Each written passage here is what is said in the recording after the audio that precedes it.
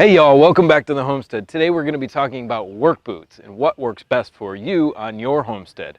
Let's get going. So a few months back I was contacted by an Australian company called Rock Rooster. They have been around since 1980 and they sent me these boots and the ones on my feet. So Rock Rooster let me choose two styles of boots that I felt fit me the best in my place and on my homestead.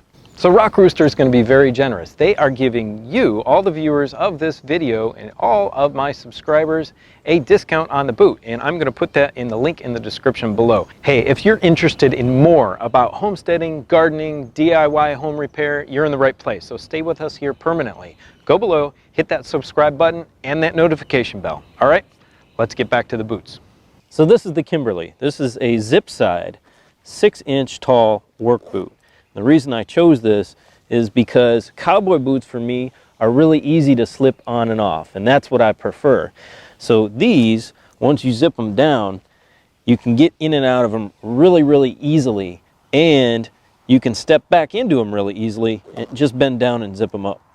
So these are the other ones. These are the Gammons, and the reason that I chose these as well is they are a slip-on style boot, or, you know, like the other ones, close to a slip-on style boot. And I like that because I wear cowboy boots.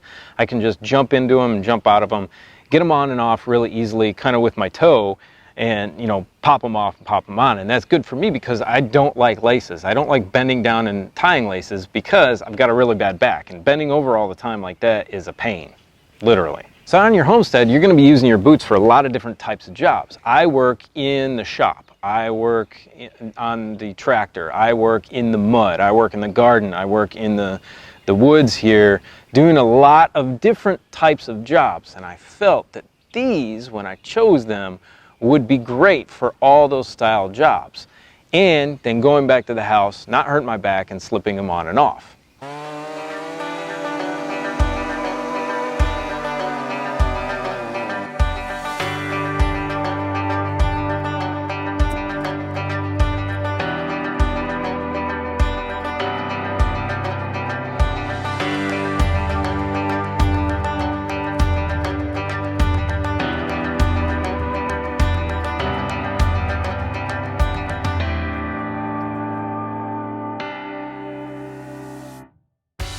Now both boots have this toe cap and this grip on the back here. I'll talk about this in a minute, but let's talk about the toe cap, or the toe bumper as they call it. It's really durable and it goes over top of the steel cap.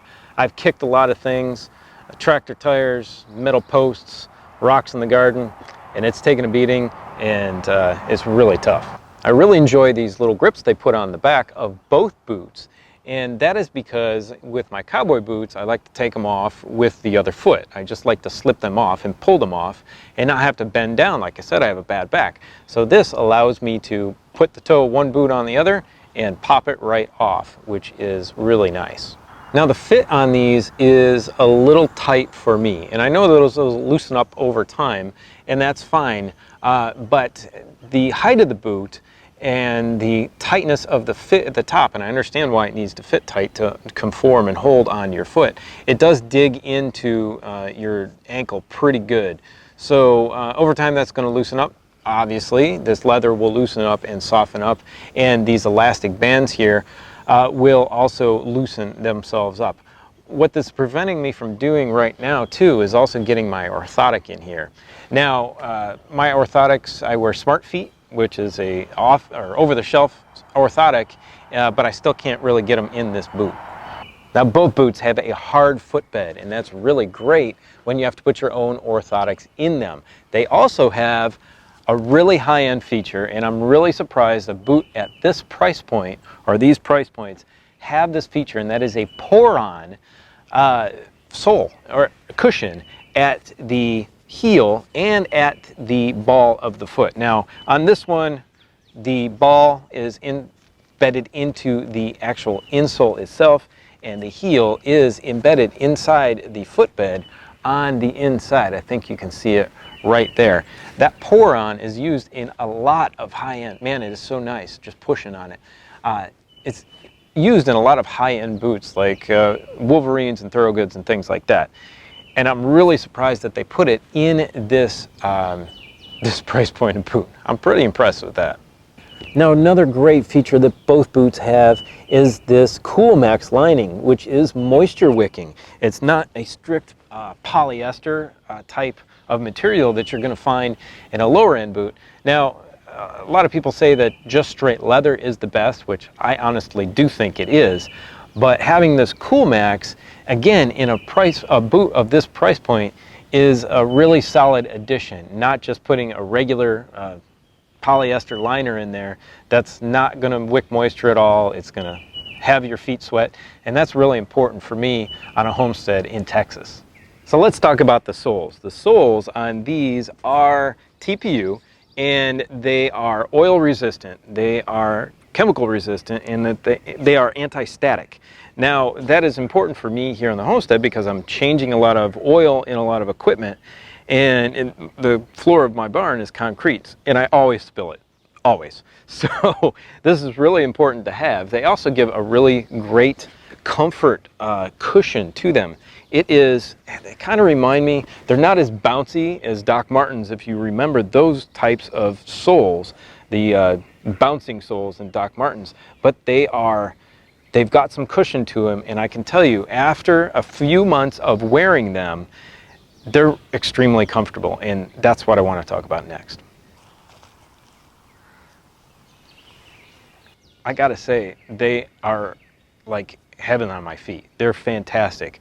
I worked outside all day long in my cowboy style work boots, and they just beat my feet up. Now, maybe that is attributed to what boot brand they are. They're Ariats. You know, Ariat makes a good boot, but they got pretty rough throughout the middle of the day. These, I have had 0 foot pain in them, and that cushion sole, that really nice sole on the bottom with the addition of the pour-on cushion points at the heel and the ball of the foot, have kept my feet just extremely comfortable over the time that I've worn these.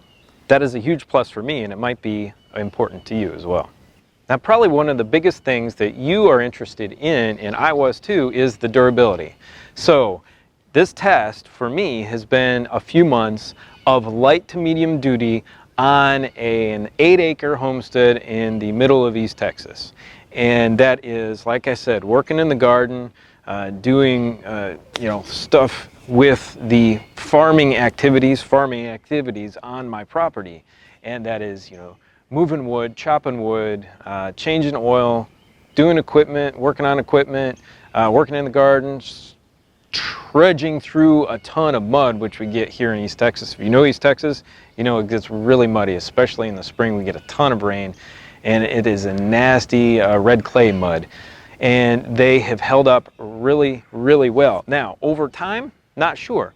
Both boots have a nubuck style leather. They feel like a medium thickness leather. They're not a leather that you are going to find on, say, a Wolverine boot, a really thick boot that is going to be made for construction or working with concrete or heavy slag if you do a lot of welding. I do a little bit of welding, but really light duty welding, and it's hit the boots with no problem. But it's not going to take heavy slag from, say, heavy welding, putting together farm fences and things like that. Now, one of the big reasons I like these Kimberleys over the other ones, over the Gammons, is because of the ease of getting them on and off. Additionally, this interior is extremely padded. You can see the tongue comes up pretty far here where it's stitched in.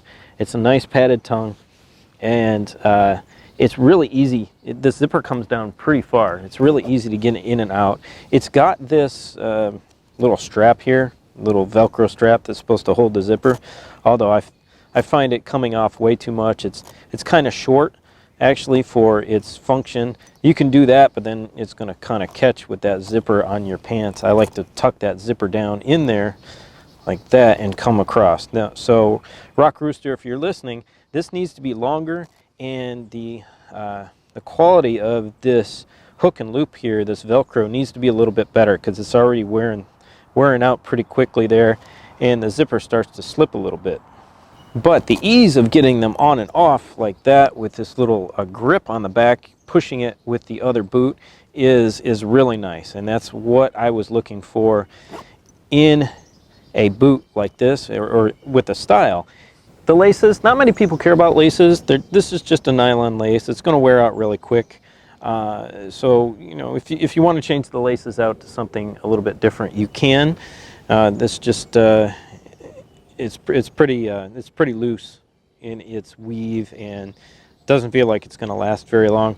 These eyes here, these quick eyes, are really nice if you want to get them laced up really quick. It's got 3 up at the top, and then these exterior ones here on the bottom, which are full loops, which hold the laces in extremely well.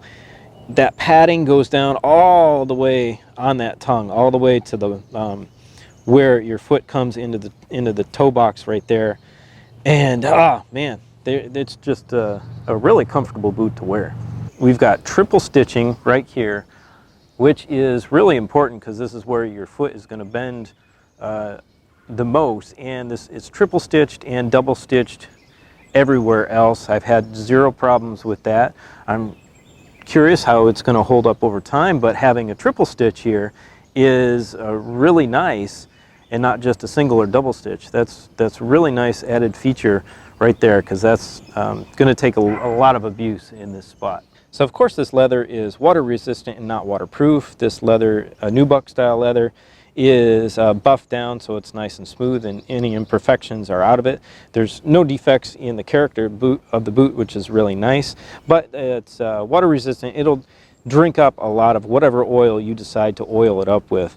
The only other issue I have is this kind of sloppiness of this leather around the zipper here. It's just not clean cut, but that's no big deal. Let's talk about sizing really quick. This is an Aussie company, so the sizes are going to look different on the boot that you get. These say 9.5 on the inside. I wear a 10.5. So when you go to the Rock Rooster website, which I highly recommend you go directly to their website. They've got a warehouse here in the US, so they ship directly out of there, free shipping. They will have the US sizes on there. So it'll say 10.5, but when you get the boot, it'll say 9.5. Trust me, it's a 10.5. These fit perfect. Both of these boots outperform their price, and I talked about that earlier. Both boots are right around or a little bit under $100. And for a $100 boot to have, especially that Coolmax lining on the inside and those pour-on portions of the sole for foot comfort, is really nice. The construction has held up really well over the short period of time I've used them, and the intensity of which I've used them at. So about $100 for these boots, you can't beat it. I will probably do an update about these boots in the future and tell you how they're holding up in a medium duty environment here on our homestead. So look out for that. Also, go check out these videos right here if you want to learn more about homesteading and what we're doing here on our homestead. Have a great day. We'll see you next time.